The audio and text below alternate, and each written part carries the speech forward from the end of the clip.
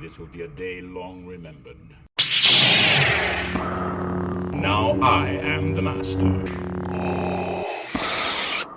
Welcome to another episode of Legends and Theories. And welcome to my review of the LEGO V-19 Torrent Starfighter. This is a set from just earlier this year, and honestly it's one of the cooler ones. This is something that hasn't been made since, I think, the original 08 Wave of Clone Wars sets. If it wasn't that one, then it was the 09 one, and I never owned the original one. And it's honestly a really great set. Maybe a little overpriced, but I was talking about the build of it specifically in the figures. Starting off, we have this really nice new clone pilot, a completely new molded helmet for it. I'm assuming we'll be seeing a lot more of these over the next few years, probably in gunships and other sets like that. And it's really cool to have it, especially since it's just a phase one and possibly even see a phase 2 one. But it just has the basic head printing for a clone trooper. And yeah, honestly, overall pretty cool to have. Up next is an Asajj Ventress. It's been a while since she's been in the set, and it's nice to know they still have this piece in production. Hopefully they use it for Ahsoka when Season 2 comes out next year. And yeah, so I mean, it looks pretty nice. The printing is good, although I would have loved if they gave her the skirt piece like they did before. It looks cool, although I don't love when they don't give them pupils in the eyes. Just think it looks really bad. I would much prefer if they gave her a head printing with the normal eyes. Finally, we have easily one of the best LEGO minifigures that is not a custom that I've ever seen, which is this incredible General Obi-Wan Kenobi. Extremely detailed arm printing, great leg printing. Could have been a little better if it was dual molded legs, but yeah, see, this looks great.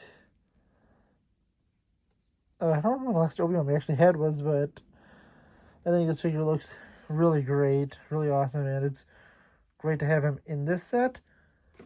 And this goes pretty decently well with the Ahsoka Starfighter from earlier this year in terms of you get a bunch of major Clone Wars characters, although Anakin is in his later Clone Wars season outfit. But yeah, still, it looks honestly really cool and really, really great Obi-Wan figure. Hopefully they do Anakin in this armor, also with that arm printing, because it would look even cooler on him. Now we have the V-19 itself. One complaint I have about this is that didn't include a way to have this standing in flight mode. The Jango Fett Slave 1 does, but this just needed something under it because you can't open these wings up. And finally, fold this wing under. And as you can see, you have the Starfighter. I have to actually hold it to keep it in its position, but both sides of the wings look good, unlike the Ahsoka shuttle from a few years ago, where one side basically wasn't supposed to be looked at. The thing is, both sides are supposed to be seen, so it looks a lot more clean and well rounded off. If you can see, there's this bar in the middle where this bar would attach down here when you want it to be in flight mode, and this will attach here when you want it to be landing. There's two bigger engines, and then this engine built into the wing, which is pretty interesting to think that it could be landed like this, and this engine could use to launch it backwards. But yeah, the wings can fold in, and these touchers are really easily removed. All I do is pull that out and put a black 1x1 stud in each, and you don't have those stud shooters pointing out.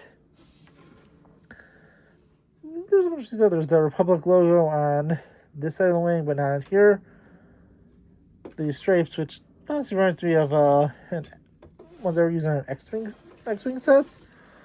And then on the inside, it's kind of hard to see, but there is a control panel in here, and only enough room for one figure to sit.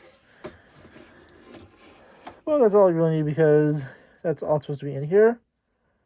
So you can take the clone trooper and place him on there. And yeah, this is what it looks like with a clone pilot in it when it's in flight mode. And then you can move it down for it to be in its landing mode. And yeah, so it looks nice overall. It is a cool set, and honestly, as I said, the biggest complaint I have about it is this does not have a stand so you can keep it in this flight mode to display it, because this is easily the way it looks best. But yeah, I let my hand go for literally a second and it already tilted over. It can maybe stand for like a second or two, but it really can't stand up. I mean, a really simple Technic stand where like literally just had an arm here and here and held it up, that would have worked. But yeah, besides that, overall, really solid set. Good minifigure inclusion. Yeah, a little overpriced, but still think it looks really cool. I want to know what you think, though. Please leave it in the comments, and see you next episode of Legends and Theories. Thank you for watching this episode of Legends and Theories.